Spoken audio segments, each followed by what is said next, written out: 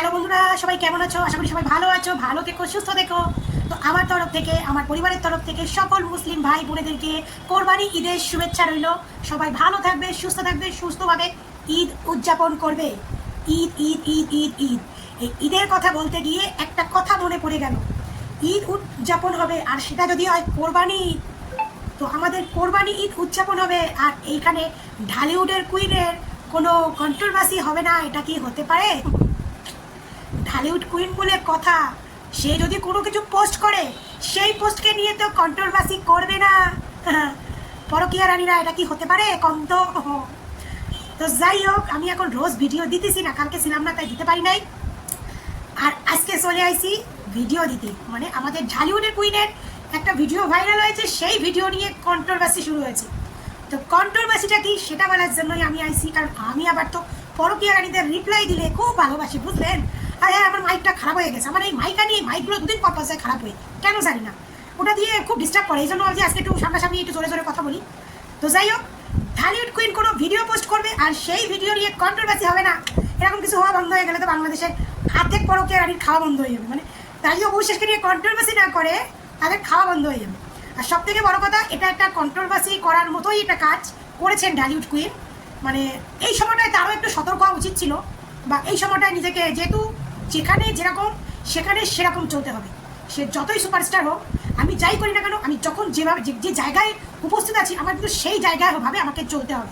আর যেহেতু এটা Bangladesh media person, Bangladesh ইন্ডাস্ট্রিকে নিয়ে আমি কথা বলি, তো তার জন্য আমি এই জিনিসটা ঢালিউড কুইনকে বলতে চাই, তাকে যখন যেখানে তখন সেইভাবে তাকে চলতে হবে। তো চলুন, আগে আমি আপনাদের একটা পোস্ট দেখাই, যে পোস্টটা মানে ছবি দেখাই, যে ছবিটা দেখলে আপনারা বুঝতে পারবেন যে আমি কোন বিষয়টা নিয়ে কথা বলছি। আসলে অনেকে বুঝতে পারছেন, মানে আমি স্ক্রিনে দিয়ে দিচ্ছি ছবিটা।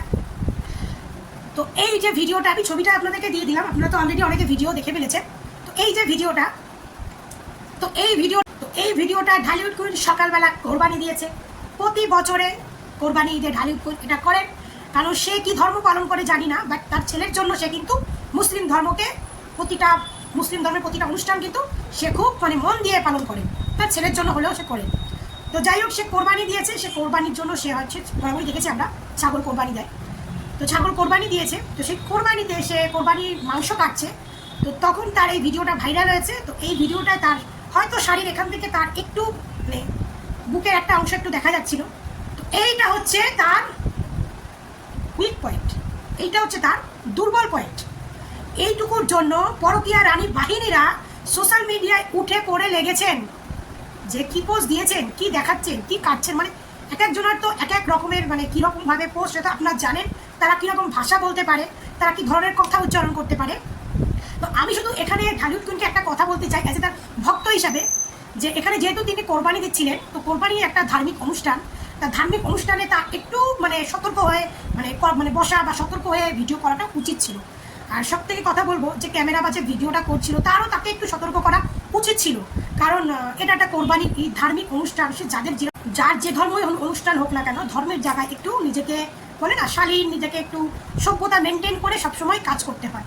আর যেহেতু সে একজন মিডিয়া পার্সন ব্যক্তি, সে একজন নায়িকা, সে একজন সেলিব্রিটি, তো এদের তো গন্ধ সবসময় পড়ে থাকে। আর যেখানে যদি পরকীয়া একজন মহারানী বাস করে, তার ভক্ত বাস করে, তো সেখানে তো থাকবেই।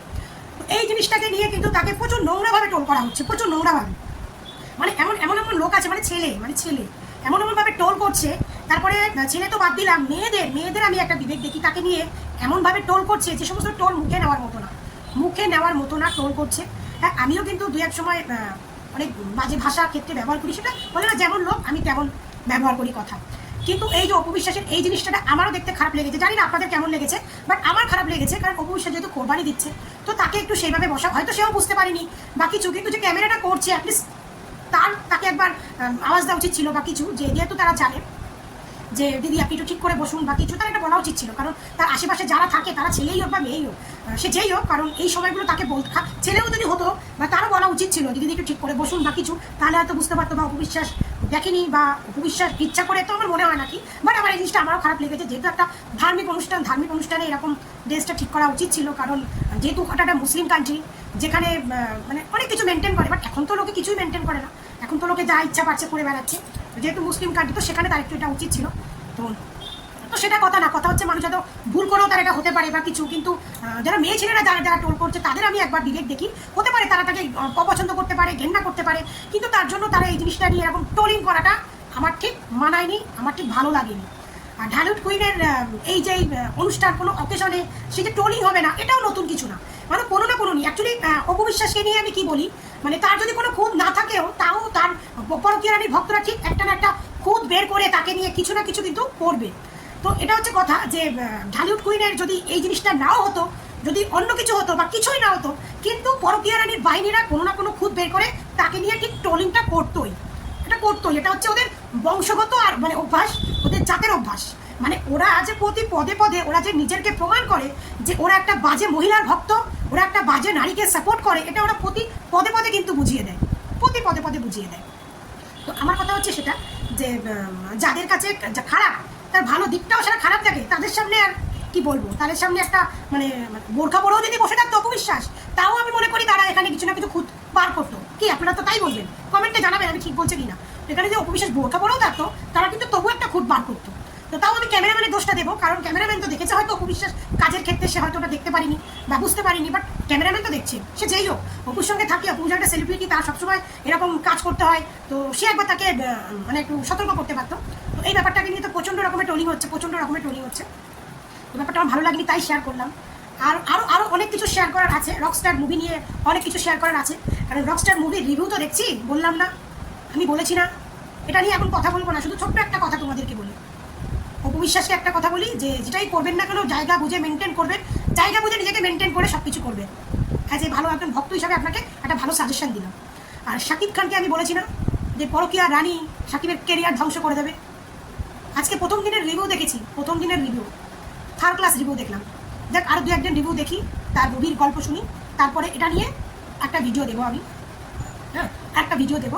তো আমি যে কথাগুলো বললাম কমেন্টে জানাবেন ঠিক বললাম কিনা ভুল বললাম, ঠিক আছে। আর প্রচণ্ড গরম পড়েছে, সবাই ভালোভাবে ঈদ কাটাবেন, সবাইকে ভালোবাসা রইল, ভালো থাকবেন, সুস্থ থাকবেন, টাটা।